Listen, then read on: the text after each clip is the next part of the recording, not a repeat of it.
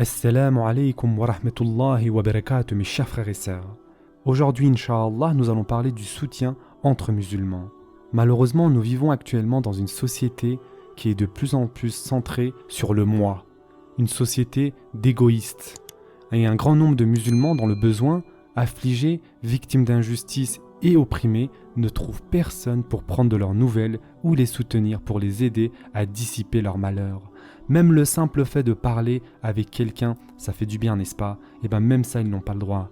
Dans ce contexte-là, par soutien, nous désignons quoi? L'amour procédant de la foi en Allah Azza wa Jal entre les coreligionnaires, incitant le musulman à mettre fin à toute injustice dont souffre son frère faible et à lui prêter ainsi main forte. Mes chers frères et sœurs, le soutien est le prix de la fraternité en religion.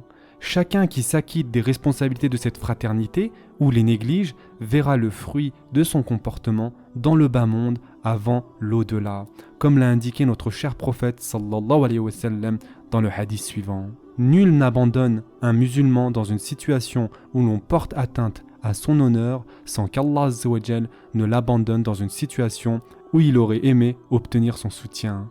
Et nul ne soutient un musulman dans une situation où l'on porte atteinte à son honneur sans qu'Allah ne lui soutienne dans une situation où il souhaite obtenir son soutien. Et ce hadith a été rapporté par l'imam Ahmed. En outre, le prophète, sallallahu alayhi wa sallam, a ordonné 7 choses dont le soutien de l'opprimé.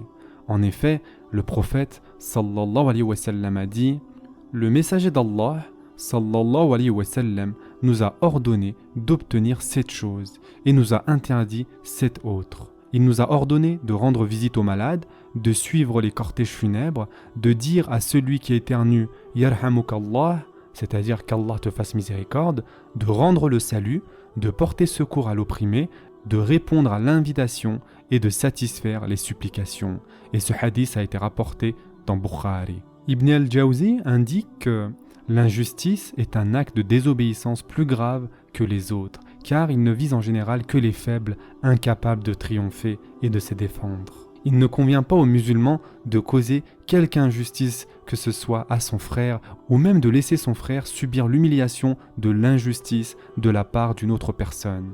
À ce propos, notre cher prophète sallallahu alayhi wa sallam a dit « Le musulman est le frère du musulman. Il ne le laisse pas ni le livre aux ennemis. Allah Azza wa Jal vient en aide à celui qui aide son frère, celui qui soulage la détresse d'un musulman. Allah le soulagera de l'une de ses détresses le jour de la résurrection. Et celui qui dissimule les défauts d'un musulman, Allah dissimulera les siens le jour du jugement. » Et ce hadith a été rapporté par Bukhari. Mes chers frères et sœurs, après avoir entendu tous ces hadiths, pourriez-vous voir votre frère en proie à une catastrophe et l'abandonner ou le décevoir? Le musulman a le droit prioritaire d'être soutenu.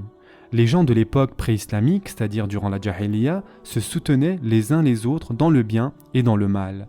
L'islam, pour sa part, a voulu que cette conduite continue dans la voie du bien en lui donnant un nouveau sens. Dans ce contexte, le prophète, sallallahu alayhi wa sallam, a dit « Secours ton frère, qu'il soit oppresseur ou opprimé. » Un homme demanda alors « Ô messager d'Allah, je le secours s'il est victime d'une injustice, mais s'il est oppresseur, comment pourrais-je le secourir ?» Le prophète, sallallahu alayhi wa sallam, a dit « En l'empêchant de commettre l'injustice, et en cela, tu l'auras secouru. » Et ce hadith a été rapporté par Bukhari. Ainsi, si vous secourez votre peuple, votre clan et votre tribu en les empêchant par tous les moyens de porter préjudice à autrui, cela va dans le sens du soutien. De plus, le prophète, sallallahu alayhi wa sallam, a comparé l'homme dont l'esprit est tribal à un chameau mort tiré du gouffre par sa queue. En effet, le prophète, sallallahu alayhi wa sallam, a dit « Quiconque soutient les gens de son peuple lorsqu'ils commettent une injustice est comparable au chameau qui tombe dans un gouffre et que l'on tire par la queue pour l'en sortir. » Ce hadith a été rapporté par Abu Daoud. Si quelqu'un est capable de soutenir son frère musulman par une parole, une intercession ou le signe d'une bonne action, mais qu'il ne le fait pas, son acte sera une pure humiliation de son frère.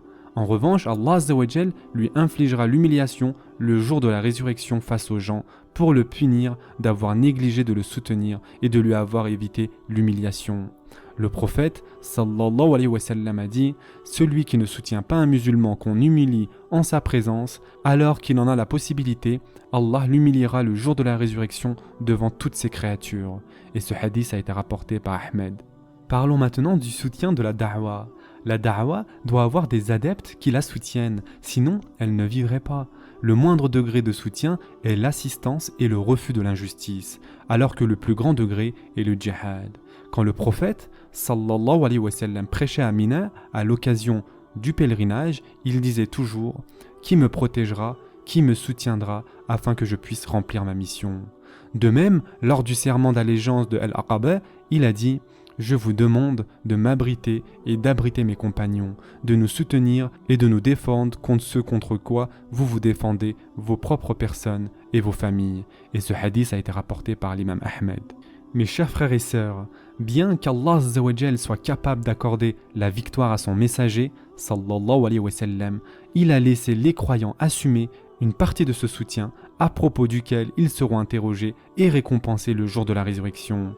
Et en effet, Allah Azza wa Jal dit à ce propos dans le Coran « Et s'ils veulent te tromper, alors Allah te suffira. C'est lui qui t'a soutenu par son secours ainsi que par l'assistance des croyants. » Surat Al-Anfal, verset 62. D'ailleurs, les gagnants sont, Allah Azza wa Jal dit dans le Coran, ceux qui croiront en lui, le soutiendront, lui porteront secours et suivront la lumière descendue avec lui. Ceux-là seront les gagnants. Surat Al-A'raf, verset 157. De plus, mes chers frères et sœurs, il est important de soutenir le musulman même en son absence. Il convient de s'empresser de soutenir son frère dans le bas monde et surtout en son absence, à un moment où les convenances disparaissent, où les véritables sentiments se manifestent et où le soutien est voué exclusivement à Allah subhanahu wa ta'ala. En récompense de ce soutien, Allah Azza wa Jal lui accorde son soutien dans ce bas monde, mais aussi dans l'au-delà. Le prophète sallallahu alayhi wa sallam a dit « Celui qui soutient son frère en son absence, Allah le soutiendra dans le bas monde et dans l'au-delà. » Ce sera tout pour aujourd'hui. En attendant, prenez soin de vous mes chers frères et sœurs et à très prochainement, Inch'Allah.